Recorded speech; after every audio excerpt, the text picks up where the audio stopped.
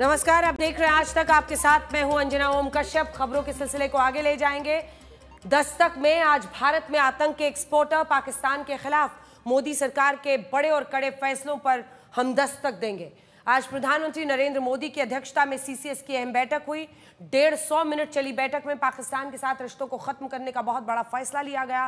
ये पहली बार हुआ है जब भारत ने पाकिस्तान को बता दिया कि अब मामला आर या पार का है। सीसीएस की बैठक में हुए 5 बड़े फैसलों की जानकारी भारतीय विदेश मंत्रालय ने थोड़ी देर पहले प्रेस वार्ता करके पूरी दुनिया को बताया। भारत के 5 बड़े फैसलों का मतलब पाकिस्तान के लिए क्या है, 5 बड़े फैसलों से कैसे पाकिस्तान को सबसे बड़ा झटका लगा है, हमारे साथ मौजूद डिफेंस एक्सपर्ट्स बताएंगे। लेकिन उससे पहले पाकिस्तान के खिलाफ भारत की तरफ से उठाए गए 5 कठोर कदमों के बारे में आपको बताते हैं। पहला फैसला, सिंधु जल समझौते पर रोक लगा दिया गया है। यह 1960 का पुराना वाटर ट्रीटी है जिस पर अब रोक लगा दी गई है। पाकिस्तान के एक बड़े हिस्से को अब जल के लिए तरसना होगा। दूसरा फैसला, राजनयिक मिशन की संख्या घटाकर 30 कर दी गई है और राजनयिकों को वापस जाना पड़ेगा पाकिस्तान। तीसरा फैसला, पाकिस्तानी सैन्य राजनयिकों को 1 हफ्ते में भारत छोड़ना होगा।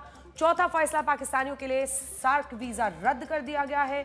जो पाकिस्तानी सार्क वीजा पर भारत में है उन्हें 48 घंटे के अंदर भारत छोड़ना होगा। पांचवा फैसला, वाघा अटारी बॉर्डर को भी बंद कर दिया गया है। कई खास मेहमान हमारे साथ जुड़ रहे हैं, लेकिन सबसे पहले आइए हम आपको सुनाते हैं प्रेस ब्रीफिंग में आज भारतीय विदेश मंत्रालय की तरफ से जब जानकारी दी गई तो ये एक एक करके तमाम बड़े फैसले लिए गए हैं। देखिए, अगर आप डिप्लोमेटिक स्ट्राइक के तौर पर इसे देखिए, कूटनीतिक स्ट्राइक के तौर पर देखिए, तो इससे बड़ा तमाचा पाकिस्तान को लग नहीं सकता। Recognizing the seriousness of this terrorist attack, the CCS decided upon the following measures. 1. The Indus Waters Treaty of 1960 will be held in abeyance with immediate effect until Pakistan credibly and irrevocably abjures its support for cross-border terrorism. 2. The integrated checkpost Atari will be closed with immediate effect. Those who have crossed over with valid endorsements may return through that route before 1 May 2025. 5 support staff of the service advisors will also be withdrawn from both high commissions. The overall strength of the high commissions will be brought down to 30 from the present 55 through further reductions to be effected by 1st May 2025. Pakistani nationals will not be permitted to travel to India under the SARC visa exemption scheme visas. Any SVES visas issued in the past to Pakistani nationals are deemed cancelled. Any Pakistani national currently in India under SVES visa has 48 hours to leave India. कई खास मेहमान हमारे साथ जुड़ रहे हैं। Major general Sanjay Meston साहब retired defence analyst के तौर पर हमारे साथ लगातार बने हुए हैं। दीपक वोरा फॉर्मर डिप्लोमेट हमारे साथ अब जुड़ गए हैं आज तक पर। मोना आलम वरिष्ठ पत्रकार पाकिस्तान से सीधा हमारे साथ जुड़ रही हैं। हमारे साथ फ़खार यूसुफजई जो कि जर्नलिस्ट हैं वो भी इस्लामाबाद से जुड़ रहे हैं। और हमारे 2 सहयोगी इस वक्त हमारे साथ जुड़ रहे हैं। अशोक सिंघल हमारे साथ जुड़े हुए हैं दिल्ली से और श्वेता सिंह हमारे साथ जुड़ी हुई हैं इस वक्त श्रीनगर से। बड़ा फैसला है, कड़ा फैसला है, लेकिन इसी के साथ एक डिप्लोमेटिक स्ट्राइक, एक कूटनीतिक स्ट्राइक इस बार भारत ने कर दिया। श्वेता जी अंजना, यहाँ पर देखिए तैयारी जो सैन्य लिहाज से वो भी है, लेकिन उससे पहले जो ये डिप्लोमेटिक स्ट्राइक जैसे आप कह रही हैं वो जो कर दिया गया है उसका सीधा सीधा मतलब ये हो जाता है कि अब पाकिस्तान को इंतजार करना पड़ेगा कि उसके ऊपर सैन्य प्रहार किस तरीके का होना है। इंडस वाटर ट्रीटी, इसको लेकर लंबे समय से ये चर्चा होती थी क्योंकि खून और पानी साथ साथ में नहीं बह सकते हैं और हमेशा से ये मांग की जाती थी कि क्या भारत को इस पे अपना स्टैंड देखना पड़ेगा, क्योंकि कहने के लिए तो बड़ा फेयर सा लगता था कि जो सिंधु नदी है और उसके जो सहयोगी नदियां हैं उसमें बराबरी का बंटवारा है, लेकिन पाकिस्तान को फायदा होता था। पंजाब, सिंध, इस सब पूरे इलाके वाले जो उनके किसान हैं भारी तौर पर इस पर निर्भर रहते हैं। अब जब सैन्य प्रहार होगा, और वो होगा, ऐसा नहीं है कि ये पूरा मामला खत्म हो गया है और भारत ने कुछ कदम उठा लिए हैं इसके साथ खत्म कर दिया जाएगा, क्योंकि जो आर्मी चीफ है उनका भी दौरा यहाँ पर होने वाला है यहाँ 15वीं कोर में, और इसके साथ ही जो पूरा जम्मू वाला पूरा इलाका है वहां पर भी सतर्कता और तैयारियों के लिए निर्देश दे दिए गए। और दूसरी तरफ आप देखिए, रक्षा मंत्री राजनाथ सिंह ने भी आज तमाम जो सेनाध्यक्ष हैं उनसे बातचीत की है, तीनों सेनाध्यक्षों से और सीडीएस से बातचीत की है। लगभग 2.5 घंटे वो बैठक भी चली है और वो भी आज सीसीएस की बैठक में गए थे। इधर गृहमंत्री अमित शाह खुद पहलगांव पहुंचे थे। दीपक वोरा साहब, आपकी नजर से समझना चाहेंगे, आप भारत सरकार को, क्योंकि पूरा देश इंतजार कर रहा था कि ये हो गया, मतलब कोई अंत नहीं है, और ये तो ऐसी घटना है जिससे पूरा विश्व स्तब्ध है। कौन सा ऐसा मुल्क नहीं है जो आज भारत के साथ खड़ा नहीं है। आज पहली बार नया कश्मीर में तमाम संगठनों ने आतंकवाद के खिलाफ बंद का आह्वान किया और सफल बंद किया। ये बताता है कि अब पाकिस्तान को लेकर सबकी सोच क्या हो गई है। ऐसे में ये जो बड़े फैसले लिए गए हैं, इसको आप कैसे देखते हैं? बहुत बहुत धन्यवाद मैम, डीपली ग्रेटफुल आपने मौका दिया है आपके चैनल पर शरीक होने का, और फिर जब आपसे बहुत कुछ सीखता हूँ। You are brilliant. अभी आपने पूछा है, आपने शब्द यूज किया diplomatic strike. This is diplomatic decapitation. किसी के 3 ऑफिसर्स को आप बाहर निकाल दें, इट्स वेरी सीरियस। उनको पर्सोना नॉन ग्राटा आपने डिक्लेयर किया, उनके सपोर्ट स्टाफ को भी, और हम अपने लोगों को वापस बुला लें। अब मैं बताता हूँ पाकिस्तान क्या बोलेगा। कल उनका विदेश मंत्रालय बोलेगा हमने भारत के मिलिट्री, एयर और नेवल अटैची को बाहर निकाल दिया। अरे हम खुद उनको वापस बुला रहे हैं, लेकिन झूठ इनके डीएनए में है, ये समझ नहीं पा रहे। फिर वीजास बंद कर दिए हैं। मैं वो सार्क वीजा स्पेशल स्कीम जो थी, और पाकिस्तान से बहुत से लोग यहाँ आते हैं मेडिकल ट्रीटमेंट के लिए।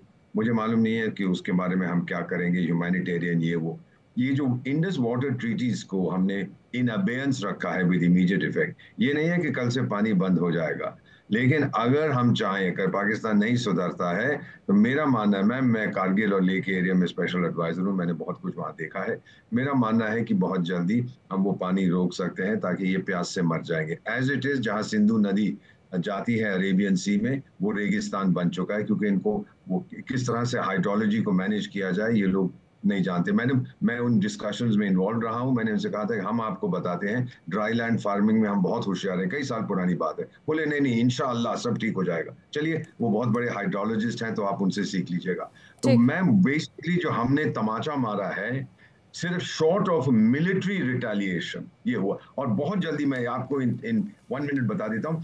3 चीजें हैं पाकिस्तान ने जो कुछ किया, क्यों किया। एक तो उनकी जो मुल्ला साहब, जो मुल्ला क्या नाम है, मुल्ला मुनीर, उनके जो आर्मी चीफ हैं, वो बताना चाहते हैं मैं बहुत शक्तिशाली हूँ, मैं ये कर दूंगा। सब आर्मी चीफ यही करते हैं, जब भी कोई अटैक होता है तो कोई ना कोई आर्मी का हाथ होता है। दूसरा, कश्मीर की इकोनॉमी रिकवर कर रही थी मैम। 80% कश्मीर का जो जीडीपी है वो टूरिज्म पर है, और आपको पता है कितने करोड़ टूरिस्ट पर्यटक वहां 2024 में 2.5 करोड़ हो गया था। आप सोचिए, 6 गुना पर्यटन पिछले सालों में बढ़ा है। थैंक यू मैम, मैं वहीं था, कुछ सप्ताह हुए हैं। मैं अपने टैक्सी ड्राइवर को से बातचीत कर रहा था, उसका भी नाम भी वानी था, और मजाक करते हुए मैंने कहा कि अब कैसा लग रहा है। कहते सर अब तो कई हफ्तों की हमें एडवांस बुकिंग मिलती है, तो कल मैं आपके साथ नहीं रह सकता, मेरी कोई और बुकिंग है। तो मैंने कहा फिर आप हाउ डू यू फील? तो कहते हैं बॉलीवुड का गाना सुनाता हूँ। गाना क्या था? मौजा ही मौजा। क्योंकि मैम जब बिल क्लिंटन इलेक्शन लड़ रहे थे अमेरिका में, किसी ने पूछा कि आप के लिए क्यों वोट करें, दूसरे के लिए नहीं, वो बोले इट्स द इकोनॉमी स्टूपिड। जब आर्थिक व्यवस्था आपकी तगड़ी होती है, खुशहाली होती है। और आपने देखा है मैम, कितने सालों के बाद यंग कश्मीरीज श्रीनगर में, बाकी शहरों में उतरे हैं अगेंस्ट पाकिस्तान। पहले कोई आतंकी हम मार देते थे, सिक्योरिटी फोर्सेस लोग सड़क पे आते थे, और वो पुरानी चीफ मिनिस्टर होती थी, नाम भूल गया, वो हाय हाय हाय करती थी जाके हर मरे हुए आतंकी के घर में।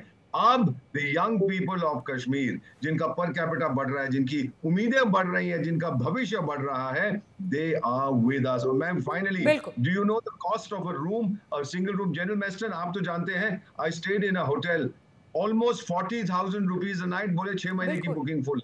सो ma'am it is booming the economy, और ये पाकिस्तान को कॉन्स्टिपेशन हो गया है, ये सच्चाई देखकर। मोना आलम, डिप्लोमेटिक स्ट्राइक जिसे हम कह रहे हैं, आप की पहली प्रतिक्रिया एक पत्रकार के तौर पर मैं चाहती हूं, क्योंकि आज पूरा विश्व देख रहा है मतलब ये मुझे लगता है कि ओसामा बिन लादेन मोमेंट है फिर से पाकिस्तान का।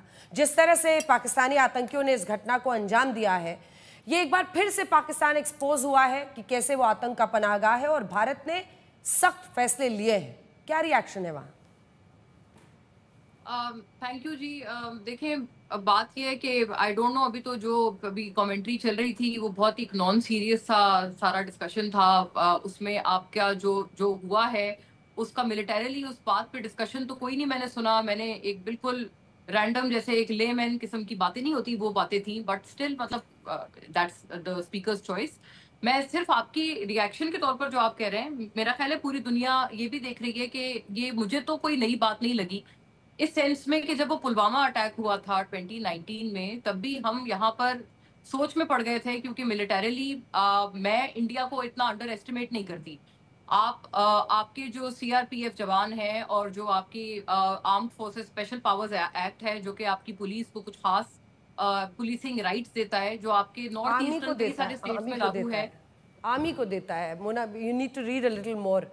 आप प्रीवियस स्पीकर पे आप इतना कमेंट कर रही थी, विद ड्यू रिस्पेक्ट, तो बात पूरी कीजिए। आपके बिहाफ आपके उस पे करिए ना। मेरे हिसाब से arm forces special powers act army को क्यों देगा राइट? पुलिस को कुछ पुलिसिंग राइट्स देता है ना। बात पूरी कीजिए, व्हाट्स योर पॉइंट? हाँ जी, मैं ये कह रही थी वहां बहुत सारे, मैं इतना मिलिटरीली कमजोर नहीं समझती इंडिया को, ये मैं कहना चाह रही हूँ कि मतलब आपके कई सारे प्रोविजंस हैं, और पूरी दुनिया ये भी देख रही है कि जैसे पुलवामा अटैक हुआ था, वो भी एक बहुत हेविली गार्डेड जगह थी। अटैक हुआ नहीं था, उससे पहले इसका ब्लेम पाकिस्तान पे आ गया था। मेरे लिए तो ये एक एक्शन रिप्ले है पुलवामा का। मुझे आपसे यही उम्मीद थी, अब इनकी आवाज नीची कर दीजिए, मुझे आपसे यही उम्मीद थी, क्योंकि अब पाकिस्तान से हम ये उम्मीद करें कि हमें सेन वॉइसेस मिलेंगे जो जनरल आसिफ मुनीर के झुंझुने नहीं बनेंगे, तो ये बहुत मुश्किल होता है। और इसीलिए मैं आपको बीच में टोक रही हूं, क्योंकि ऐसे ही कुछ दलीलें आपने उस समय भी सुनाई होंगी दुनिया को, या फिर सारे चुप हो गए थे जब ओसामा बिन लादेन को घुस के अमेरिका ने मारा था एबटाबाद। रिवाइंड कीजिए थोड़ा अपना टेप, आपको समझ में आ जाएगा। अजमल आमिर का साहब, आप ही की मीडिया गई थी उसके गांव तक, और जो पूरे आतंकियों का टोला आपने भेजा था, सबके गांव तक आपके रिपोर्टर्स पहुंचे थे। लेकिन ये आप तो ऐसे मुल्क हैं जो अपने शहीद जवानों को नहीं पहचानते हैं, उनको इनकार करते हैं, उनके पार्थिव शरीर को अपनाने को तैयार नहीं होते हैं, तो आपसे क्या उम्मीद की जा सकती है? लेकिन इतना जरूर है कि इस बार भूगोल बदलने तक की नीयत हिंदुस्तान रखता है पाकिस्तान की, और इस बार इसीलिए कड़े और ऐसे फैसले जो हम दशकों तक नहीं ले पा रहे थे, क्योंकि हमें लगता था कि आम जो लोग हैं उनको परेशानी होगी, पानी की किल्लत होगी, तो फिर ऐसा क्यों किया जाए पंजाब सिंध के जो लोग हैं। लेकिन अब ये फैसला लिया है भारत ने, और ये कैसा फैसला है जो कूटनीतिक तौर पर सबसे बड़ा तमाचा पाकिस्तान के चेहरे पर लगा है। जल्दी से अब हमारे साथ अन्य गीता, किस तरह से इसे देखें, क्योंकि ये तमाम जो अभी तक के विक्टिम कार्ड है, एक दो मेहमान हमारे साथ जुड़ रहे हैं, यही विक्टिम कार्ड है कि आम लोगों को दिक्कत होगी, लेकिन जो मारे गए वो भी हमारे आम लोग थे, जिन्हें पॉइंट ब्लैंक रेंज पर पाकिस्तान ट्रेंड आतंकियों ने मारा, वो भी हमारे आम लोग थे। जो कश्मीर गए थे वहां पर्यटक बन के, जो वहां पर मतलब आराम से बैठे हुए थे, कोई पेड़ के नीचे बैठा था, कोई कहीं बैठा था, सबसे धर्म पूछ कर पॉइंट ब्लैंक रेंज पर हेड शॉट्स मारे हैं, हेड शॉट्स। बिल्कुल अंजना, ये जो अटैक है टूरिस्ट पे, इससे पहले अटैक ज्यादातर हमने वैली में कश्मीर में देखा नहीं। अगर आपको याद हो 1995 में 6 वेस्टर्न टूरिस्ट को किडनैप किया था हरकतुल अंसार ने, और वो हरकतुल अंसार आज जैश ए मोहम्मद है। एक को बिहेड कर दिया गया था, बाकियों का बॉडी नहीं मिला, और एक ही भाग के निकल पाया उनके चंगुल से। और आज तब फॉरेन टूरिस्ट से आज डोमेस्टिक टूरिस्ट है। मैसेज पाकिस्तान का सेम रहा है कि वो कश्मीर में शांति नहीं चाहते हैं।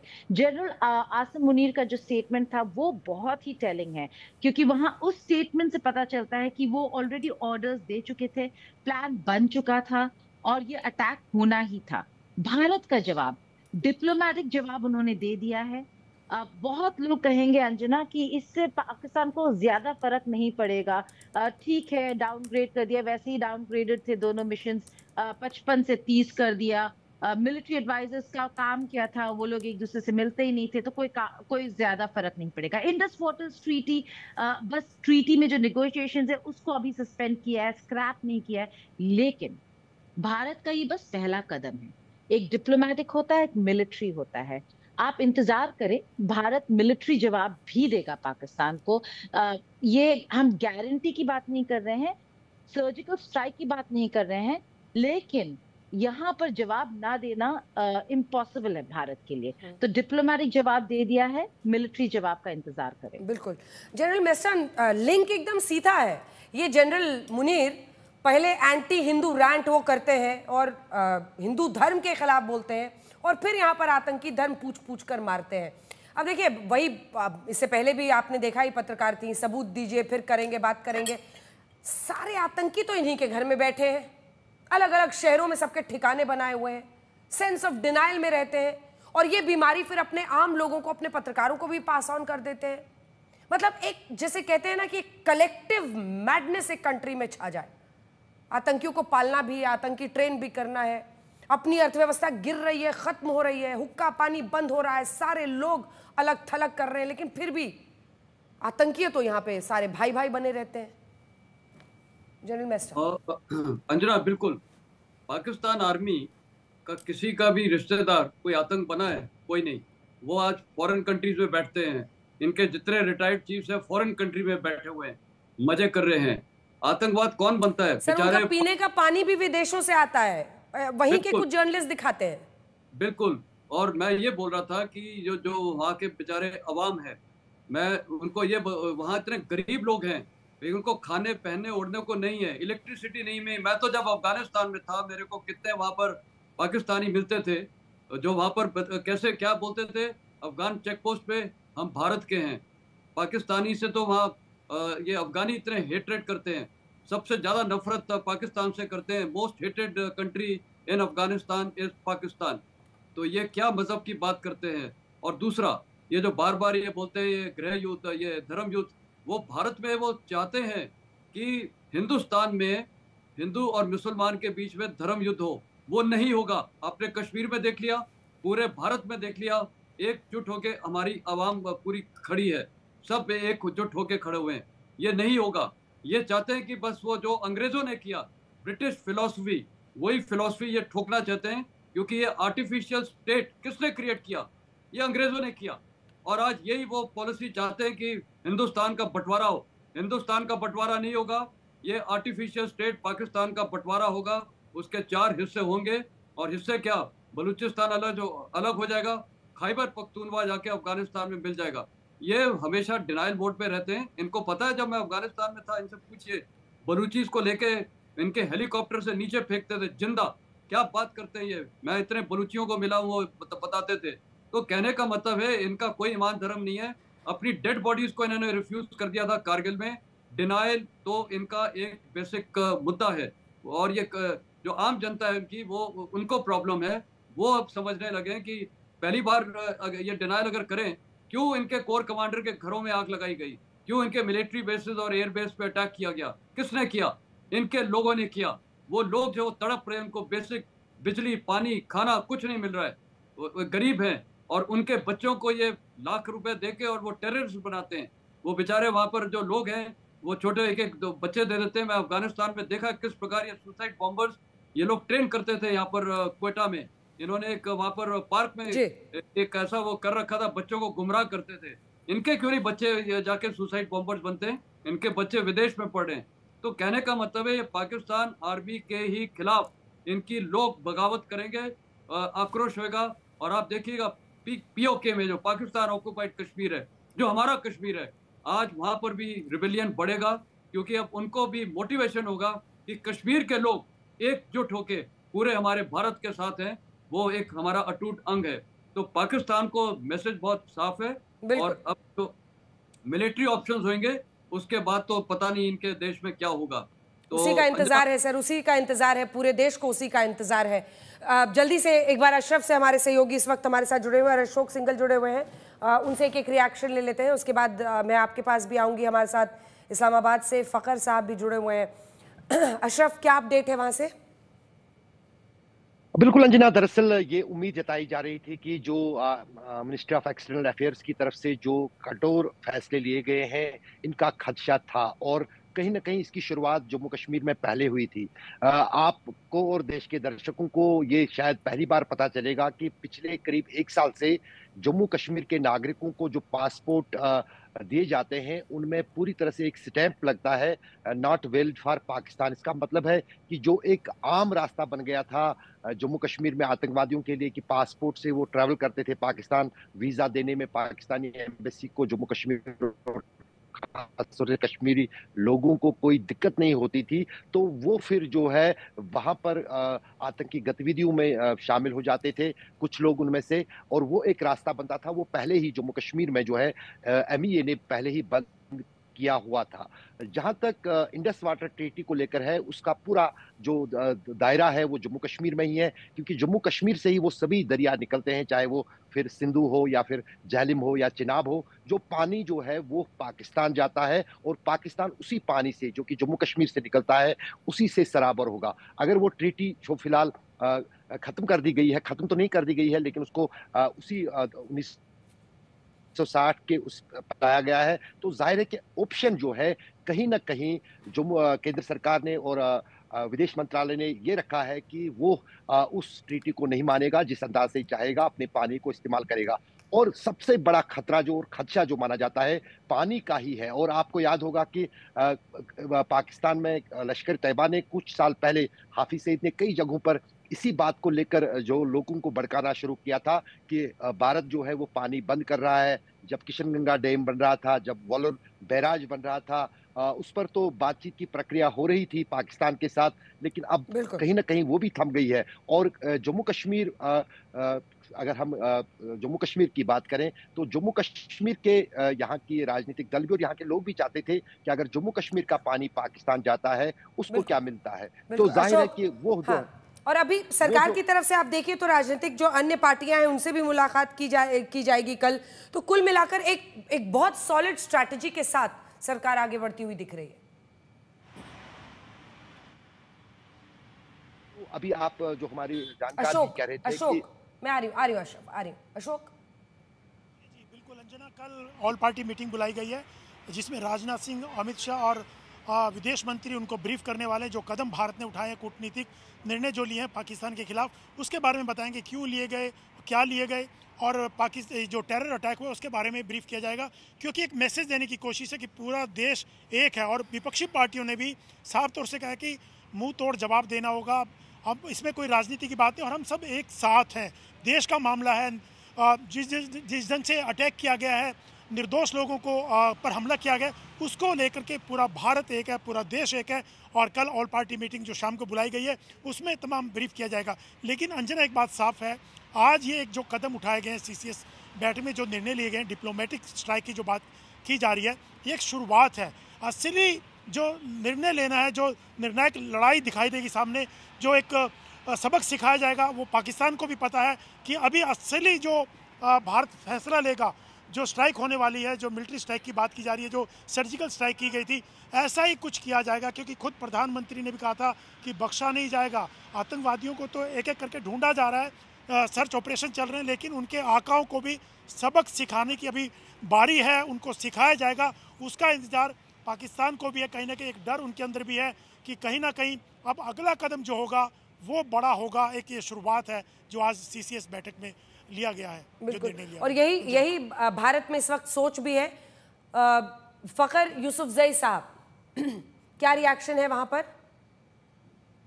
देखें, यहाँ पर 2-3 चीज़ें चल रही है। एक तो इंडस वाटर ट्रीटी के ऊपर बहुत ज़्यादा बात हो रही है, जितने भी पाकिस्तान के पार्लियामेंटेरियंस हैं या मिनिस्टर्स हैं वो इस चीज़ को ले रहे हैं। जो बाकी स्टेप्स लिए इंडिया ने, मेरे ख्याल उसकी कोई इतनी इंपॉर्टेंस ना पहले थी ना अब है। पहले कौन सा आना जाना था, पहले कोई हमारे हाई कमिश्नर्स नहीं है लास्ट 5-6 सालों से, तो इससे कोई खास फर्क नहीं पड़ता। इंडस वाटर ट्रीटी है। और दूसरी चीज़ जो कल इस्लामाबाद के अंदर भी नेशनल सिक्योरिटी कमेटी जो है उनकी बैठक है, और उसमें जो डिफेंस मिनिस्टर है पाकिस्तान के ख्वाजा आसिफ, उन्होंने और prime minister of Pakistan Shahbaz Sharif ने वो एक मीटिंग बुलाई हुई है कि अगर हिंदुस्तान की तरफ से कोई भी चीज़ आती है या अटैक या किसी भी एयर स्ट्राइक्स वगैरह, तो उसका भरपूर जवाब दिया जाएगा। तो मेरे ख्याल में मसला इस वक्त जो सिचुएशन क्रिएट हुई है, तो उसमें होना तो ये चाहिए था कि पहले इस मसले को देखा जाता कि ये हुआ कैसे, लेकिन हमने कहा कि नहीं जी, हम पहले जंग कर लेते हैं, बाद में देख लेंगे कि ये टेररिस्ट जो है वो कैसे आए। मेरे ख्याल ये इन्वेस्टिगेट करना जरूरी है, वो पाकिस्तान के अंदर अटैक हो या हिंदुस्तान के अंदर अटैक हो।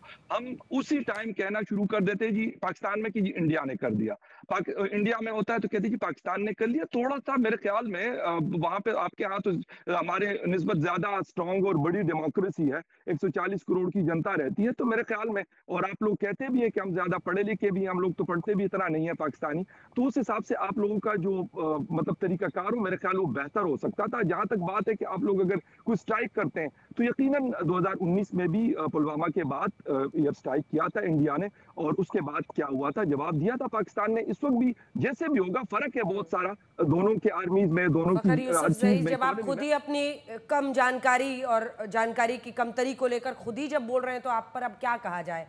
आप तो खुद ही सरेंडर कर रहे हैं कि आपको कम आता है। अरे देखिए हिंदुस्तान कहाँ पहुंचा हुआ है, और देखिए अपने मुल्क को, और हिम्मत कीजिए जनरल आसिफ मुनीर के बारे में 2 शब्द बोलने की। अरे ऐसा कायरों की तरह क्या जीना उस मुल्क में जहां पर एक जनरल एक पूरे देश को, गला सूख रहा है दीपक जी, दीपक वोरा साहब, गला सूख रहा है। इन्होंने नहीं बताया, मैं आपको बताती हूँ। Pakistan foreign minister PM Sharif to hold meeting of national security committee, अभी गला सूखा हुआ है वहां पर। मैम, कुछ कहने से पहले मोहतरमा जो पाकिस्तान से आई है, मैं जानता नहीं हूँ इनकी उम्र क्या है। मैं 74 साल का हूँ, मुझे 52 साल हो गए हैं डिप्लोमेसी में, तो मेरे ऊपर पर्सनल आरोप लगाना मैम ये आपको शोभा नहीं देता। वापस स्कूल जाइए और सीखिए। हम लोगों को बताया जाता है जब हम अपने यंग ऑफिसर्स को ट्रेन करते हैं, 2 चीजें एक कॉमन चीज होती है, एक कमान से निकला हुआ तीर और मुंह से निकला हुआ शब्द, आप उसको वापस नहीं ले सकते। तो मेरा आपसे अनुरोध है, आप हमारी बेटी की उम्र की हैं, सोच समझ के बात किया करिए। मैं जानता हूं कि आपके पीछे बंदूक लेके आपका कोई इंटेलिजेंस का या पुलिस का आदमी खड़ा हुआ है, तो आप अपनी इंडिपेंडेंट व्यूज नहीं एक्सप्रेस कर सकती, क्योंकि कहते हैं, आप ही के लोग हमें कहते हैं जर्नलिस्ट, कि freedom of speech has committed suicide in Pakistan to avoid being assassinated, and result is the same, वो मर जाते हैं। मैम जो आप कह रही ना गला सूखा हुआ है, लेट मी अश्योर यू, चाहे हम एकदम से तो पानी बंद नहीं होता, the flow of the water, लेकिन ये जो एक्शन लिया गया है, ये एक मैसेज भेज रहा है कि अब it's a no holds barred from our side. जो हमें करना होगा आपको सजा देने के लिए, वो हम करें। ये बड़ा क्लियर मैसेज किया है। बिल्कुल। और अब भारत में सबकी नजर इस बात पर भी है, श्वेता जल्दी से एक रिएक्शन।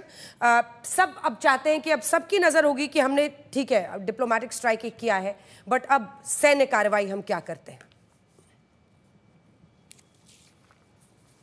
अधूरी तैयारी के साथ भारत नहीं करना चाहेगा, और इसी कारण लंबे दौरों की मीटिंग्स चल रही हैं। आर्मी चीफ कल यहां पर श्रीनगर में आने वाले हैं, और यहां पर भी वो बातचीत करने वाले हैं आर्मी कमांडर्स से, और जो जीओसीज हैं उन सब से यहां पर बातचीत होकर यह तय होगा कि जवाब जो भी देना है उसके लिए पूरी तैयारी के साथ भारत रहे। और केवल इस सेक्टर में नहीं अंजना, जबकि जो जम्मू का पूरा क्षेत्र हो जाता है, जो 16 कोर का इलाका है, वहां पर भी इस तरह की समीक्षा पूरी हो रही है। जब रक्षा मंत्री ने ये बैठक की थी, उसमें भी उन सुझावों को मांगा गया था जिसके जरिए पाकिस्तान को जवाब दिया जा सके। वैसे अगर हम उस पूरे दायरे को देखें जहां पर लॉन्च पैड्स पाकिस्तान के स्थित हैं, पाक के जो अनधिकृत इलाके वाला, कब्जे वाला कश्मीर है, तो उस इलाके के लॉन्च पैड्स ऐसी दूरी पर स्थित हैं जिसकी जो हमारी तोपों की जद में ही आ जाते हैं। और प्रधानमंत्री का वो बयान भी सबको याद होगा जब उन्होंने कहा था कि अगर राफेल होते तो हमें उस ओर जाने की जरूरत ही नहीं होती। तो अब जब राफेल से लैस हैं हम, तो वो जवाब भी उन्हें लॉन्च पैड्स का दिया जा सकता है। बिल्कुल, आप सब बने रहिए हमारे साथ। पहलगाम आतंकी हमले के बाद देश एक सुर में बड़े और कड़े एक्शन की बात कर रहा है, जिस पर हम चर्चा भी कर रहे हैं। देश के रक्षा मंत्री राजनाथ सिंह दहशतगर्दों के आकाओं और आतंकवाद के संरक्षकों के समूल नाश का ऐलान कर चुके हैं। अब लोगों के मन में सवाल है, आतंक के खिलाफ भारत का एक्शन क्या होगा? क्या ये एक्शन इतना बड़ा होगा कि आतंकी पाकिस्तान को भी बहुत बड़ी कीमत चुकानी पड़ेगी? आखिर भारत के पास कौन कौन से सैन्य विकल्प मौजूद है, ये रिपोर्ट देखिए।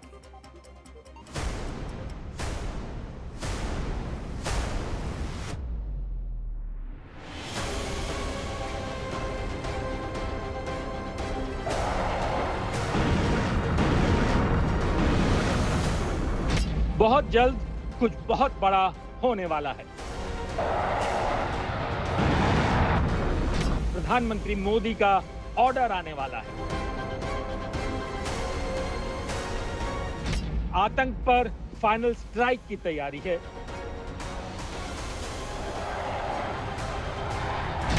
ऐसे होगा बदला, कांपेगा पाक का कलेजा।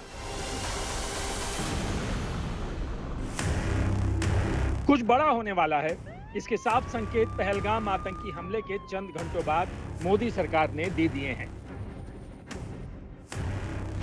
संकेत नंबर 1, प्रधानमंत्री मोदी विदेशी दौरा छोड़ वापस लौटे। संकेत नंबर 2, वापस लौटते ही एयरपोर्ट पर पीएम की बैठक। संकेत नंबर 3, गृह मंत्री अमित शाह का जम्मू कश्मीर दौरा। संकेत नंबर 4, आतंकी हमले पर सीसीएस की इमरजेंसी मीटिंग। संकेत नंबर 5, पहलगाम हमले पर रक्षा मंत्री का बहुत बड़ा ऐलान। संकेत नंबर 6, दुनिया के बड़े राष्ट्राध्यक्षों के साथ पीएम की बातचीत।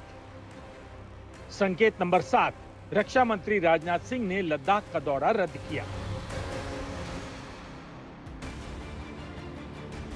सवाल यही है कि अब क्या होगा। सूत्रों से मिली जानकारी के मुताबिक सर्जिकल स्ट्राइक का विकल्प है, लेकिन उससे भी कुछ बड़ा होने वाला है। एयर स्ट्राइक का विकल्प है, लेकिन उससे भी कुछ बड़ा होने वाला है। क्या पहलगाम हमले का बदला इतना बड़ा होगा कि पाकिस्तान के साथ युद्ध संभव है? ऐसा क्यों? बहुत गौर से देश के रक्षा मंत्री राजनाथ सिंह का बयान सुनिए। रक्षा मंत्री के एक एक शब्द के बहुत बड़े मायने हैं और रक्षा मंत्री के बयान में ही क्या बड़ा होने वाला है उसके संकेत मौजूद हैं। मैं इस मंच से देशवासियों को आश्वस्त करता हूं, घटना के मद्देनजर भारत सरकार वो हर कदम उठाएगी जो जरूरी और उपयुक्त होगा। और हम सिर्फ उन लोगों तक नहीं पहुंचेंगे जिन्होंने इस घटना को अंजाम दिया है, हम उन तक भी पहुंचेंगे जिन्होंने पर्दे के पीछे बैठकर हिंदुस्तान की सरजमी पर ऐसी नापाक हरकतों की साजिशें रची हैं। भारत एक इतनी पुरानी सभ्यता और इतना बड़ा देश है जिसको ऐसे किसी भी आतंकी गतिविधियों से किसी भी सूरत में डराया नहीं जा सकता। ऐसी हरकतों का जिम्मेदार और इसके जिम्मेदार लोगों को आने वाले कुछ ही समय में जोरदार तरीके से नजर आएगा। मैं देशवासियों को आश्वस्त करना चाहता हूं। रक्षा मंत्री ने पहलगाम हमले पर सरकार के आधिकारिक बयान में जो कहा, क्यों कहा, इसकी टाइमिंग को समझिए।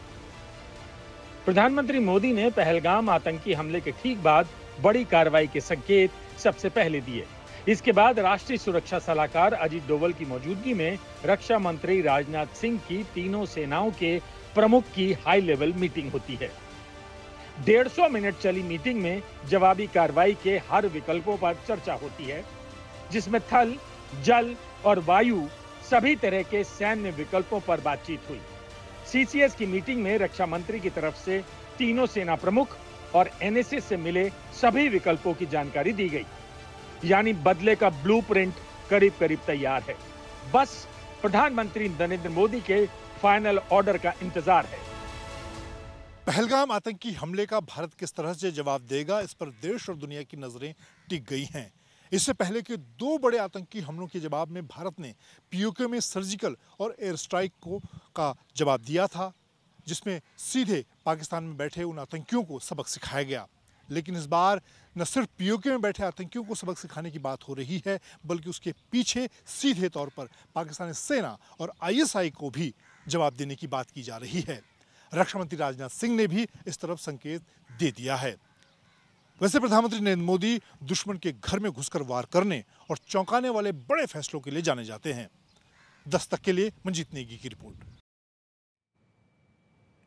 आइए आपको लिए चलते हैं एक बार फिर से। तमाम मेहमान हमारे साथ जुड़े हुए हैं, लेकिन अशरफ देखिए, बावजूद इसके कि लगातार अशरफ अब हमारे साथ नहीं है। अशोक, जल्दी से एक रिएक्शन आपसे, उसके बाद से मैं अन्य मेहमानों के पास जाऊंगी। छोटा सा रिएक्शन दीजिएगा।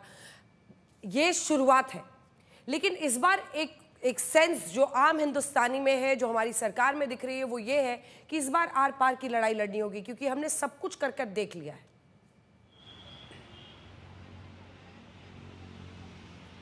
बिल्कुल अंजना, इसमें कोई दो राय नहीं है।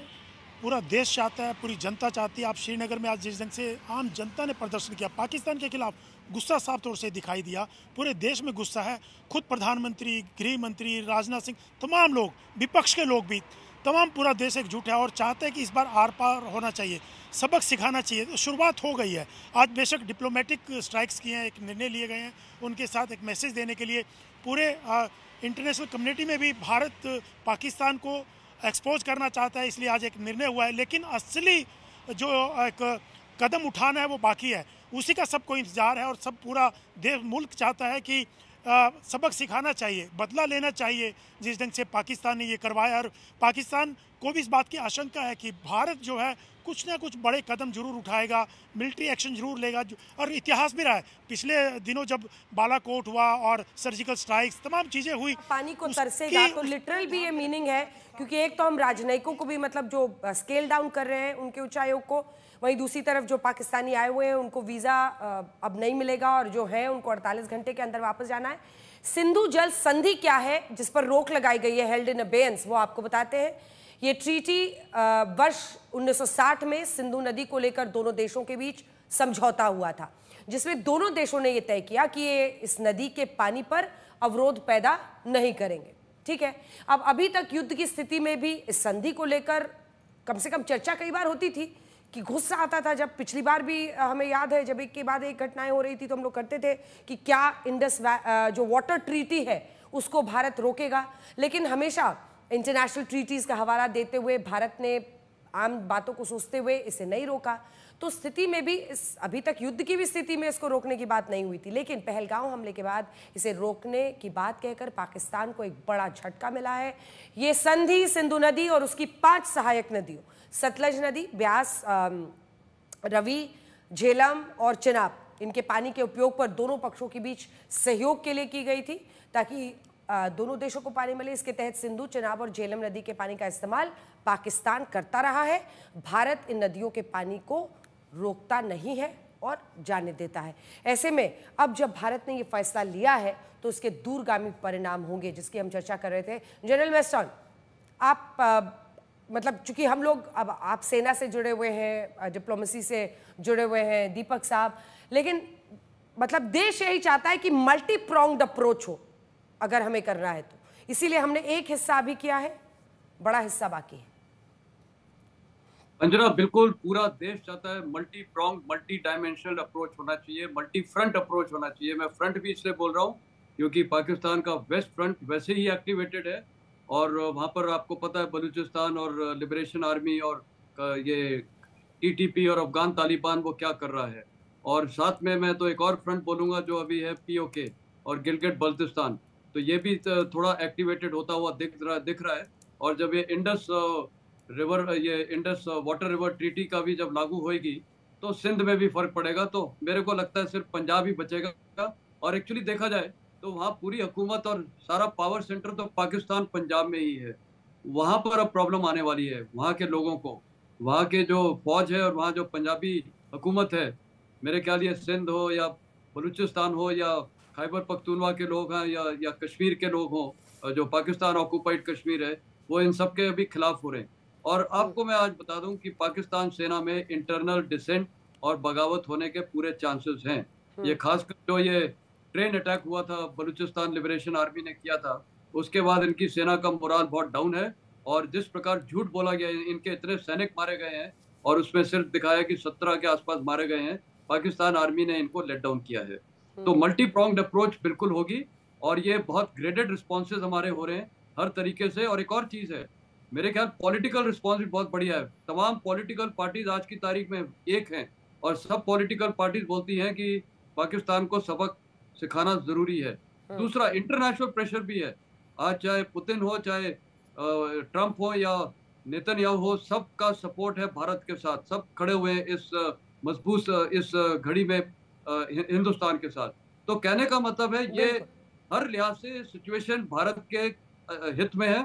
और पाकिस्तान, ये चाइना जो इनका सो कॉल्ड दोस्त है, वो भी आज अपने चक्कर में फंसा हुआ है। वो तो ट्रेड और टेररिस्ट वॉर में फंसा हुआ है, प्रेसिडेंट ट्रंप की जो स्ट्रेटेजी है। तो ये बोलते हैं ना, in war there is an opportune time to strike. ये है अपॉर्चुन टाइम। तो इसमें हमने बिल्कुल बेहतर स्ट्राइक किए हैं और ये सारी जो जबरदस्त। और इसी पर फखर जी से एक रिएक्शन जनरल मिस्टर में ले लेती हूँ।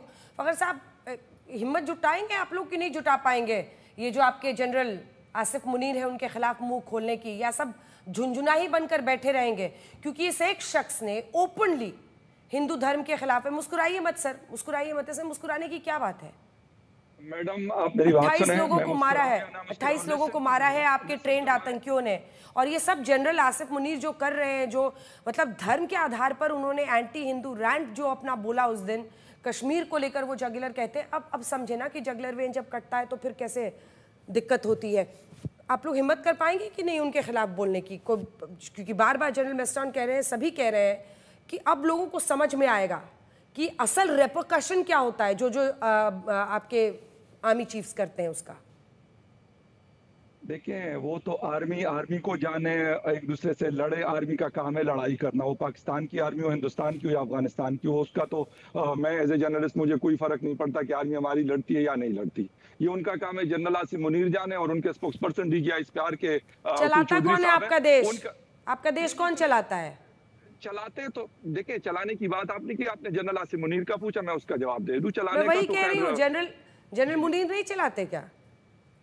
नहीं, चलाने का तो पाकिस्तान में ये एक अनफॉर्चुनेट सिचुएशन 77 सालों से चलती हुई आ रही है। ये कोई इसमें कोई डाउट वाली बात नहीं है कि यहाँ पे एक इन्फ्लुएंस रहता है, बल्कि बहुत ज्यादा रहता है, इसमें कोई डाउट नहीं है।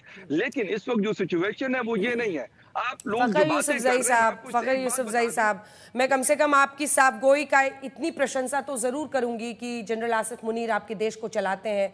ये आपने खुद ही मान लिया, नेशनल टीवी पर माना, पूरा देश आपको सुन रहा है।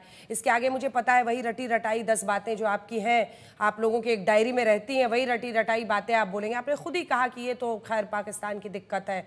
इस दिक्कत को समझिए, इस दिक्कत ने आज पाकिस्तान के लिए दिक्कत बना दी है और अब पानी की किल्लत में जीना पड़ेगा जब लोगों को, तो समझना पड़ेगा। देखिए, कोई भी भारत जैसा मुल्क, ऐसा उदार मुल्क जिसने पूरी दुनिया को संदेश दिया है, हर मंच पर, हर क्षेत्र में दिया है, उसने भी आपको बहुत मार्जिन दिया, बहुत मार्जिन दिया। लेकिन किसी भी चीज की एक सीमा होती है और वहीं पर जाकर जब आपने, दीपक जी, वहां तक पहुंचे तब जाकर ऐसा फल। लेकिन एक मल्टी फ्रंटल अप्रोच अपनाना जरूरी है।